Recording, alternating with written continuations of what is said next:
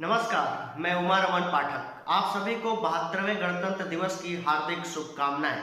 हमारा देश भारत यूं ही संप्रभु एवं अखंड बना रहे, यही कामना है। आज से 71 साल पूर्व हमारे देश भारत का संविधान लागू हुआ था, इसीलिए 26 जनवरी को गणतंत्र दिवस के रूप में मनाते हैं। 26 जनवरी की ऐतिहासिक प्रासंगिकता थी, इसी वजह से 26 जनवरी को भारत का संविधान लागू किया गया। वैसे तो भारत का संविधान 26 नवंबर 1949 को ही बनकर तैयार हो गया था, लेकिन फिर भी भारत में 26 जनवरी की ऐतिहासिक प्रासंगिकता को देखते हुए हमारा संविधान 26 जनवरी को अंगीकृत किया गया। 26 जनवरी 1930 से भारत 26 जनवरी को अपना स्वतंत्रता दिवस के रूप में मनाता आया था, इसीलिए भारत के संविधान 26 जनवरी को लागू करके इसे गणतंत्र दिवस के रूप में एक राष्ट्रीय पर्व के रूप में मनाने का अवसर दिया गया। भारत का संविधान भारत को एक संप्रभु और गणराज्य बनाता है, जिसमें सभी लोग समान हैं। भारत ने इन 72 वर्षों में काफी उन्नति की है। कई सारे फील्ड में हमने आशातीत प्रगति की है। इन 72 सालों में भारत ने एक ऐसा लोकतंत्र बनाया है जिसकी जड़ें काफी मजबूत है, लेकिन कई मामले में हम विफल हुए हैं। कई मामलों में हमने ऐसी उन्नति की है कि देखने वाला हैरान रह जाए। हम चांद पर पहुंच गए, हम मंगल पर पहुंच गए, हमने बड़ा इंफ्रास्ट्रक्चरल डेवलपमेंट किया। कई मामलों में हम आत्मनिर्भर हुए हैं। कृषि में एक समय था जब हमारे प्रधानमंत्री लोग विदेशों से अनाज मांगने जाया करते थे। आज हम ऐसी स्थिति में हैं कि हम कई देशों को खाद्यान्न निर्यात करते हैं। हम ऐसी स्थिति में हैं कि कई देशों को दवाइयां निर्यात कर रहे हैं। हम ऐसी स्थिति में हैं कि कई सारे देशों से लोग हमारे देश में पढ़ने आते हैं। लेकिन फिर भी हमें ये याद रखना चाहिए कि हम लोकतंत्र के रूप में किन मामलों में पिछड़ रहे हैं। हमारे देश में अभी भी 25 करोड़ लोग भूखे सोते हैं। ये एक देश के रूप में हमारी विफलता है। संविधान लागू करते वक्त ये कहा गया था कि सभी को शिक्षा, समान अवसर और स्वास्थ्य की गारंटी दी जाएगी, लेकिन इन मामलों में हम कहीं ना कहीं पिछड़ते हुए दिखते हैं। अभी भी शिक्षा कई वर्गों में, कई जगहों पर पिछड़ती हुई दिखती है। कई लोगों को कई वर्गों में अभी भी रोजगार का अवसर सिमटता हुआ दिखता है। साथ ही साथ अभी भी बड़ी संख्या में आबादी है जो इलाज के बगैर मर जाती है। हमें लोगों को मुफ्त स्वास्थ्य की गारंटी देनी होगी। एक लोकतंत्र के रूप में हमें अपने नागरिकों को हर तरह की सुविधा मुहैया करानी होगी, उनके जीवन की गारंटी देनी होगी। इस क्षेत्र में हमें काम करना होगा।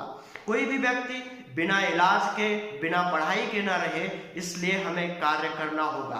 रोजगार का अवसर इस समय लगातार घटता जा रहा है। इस मामले पर भी हमें आगे बढ़कर काम करना होगा।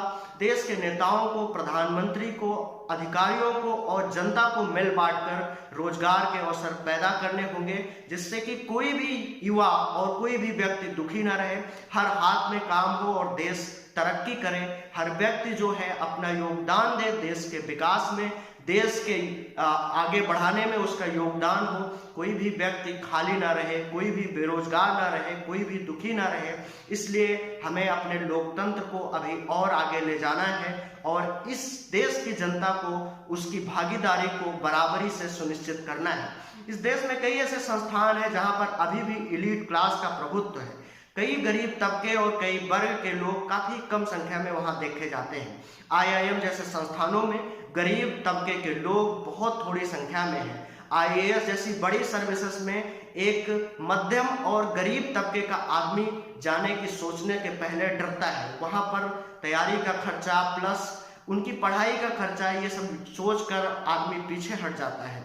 इन सब चीज़ों के बारे में सोचते हुए हमें शिक्षा और स्वास्थ्य को कहीं ना कहीं मुफ्त करने की जरूरत है। इसके लिए हमें आगे बढ़कर कार्रवाई करनी होगी। हमारा देश इस समय खाद्यान्न में आत्मनिर्भर है, फिर भी किसानों की स्थिति काफी बुरी है। किसान और सरकार लगातार संघर्ष कर रहे हैं। आज भी हम यही देख रहे हैं कि किसानों और सरकार के बीच एक संघर्ष चल रहा है। ये संघर्ष किसी भी देश के लिए बेहतर नहीं है। किसान इस धरती का पुत्र है, इस धरती से उसे प्रेम है और वो अपने देश से प्यार करता है। उस पर बिना किसी तरह का सवाल उठाए उसकी समस्याओं का निराकरण करना चाहिए। भारत में किसानों की स्थिति अभी उतनी अच्छी नहीं है जितनी की होनी चाहिए। भारत में जिस हिसाब से नेताओं के, अधिकारियों की, कर्मचारियों की सैलरी बढ़ी है, उस हिसाब से किसान की आमदनी नहीं बढ़ी है। किसान के पास आमदनी का लिमिटेड सोर्स है, ऊपर से बिचौलियों का जो एक पूरा तंत्र है, इस वजह से किसान अभी काफ़ी परेशानी में है। इसलिए किसानों की समस्याओं का निराकरण करना होगा। सभी विद्यार्थियों को, योग्य उम्मीदवारों को, युवाओं को रोजगार देना होगा। सभी बीमार व्यक्तियों को इलाज के लिए मुफ्त अस्पतालों की व्यवस्था करनी होगी। इस तरह से ही हम एक बेहतर और महान लोकतंत्र बन सकेंगे। इसी के साथ धन्यवाद। जय हिंद, जय भारत।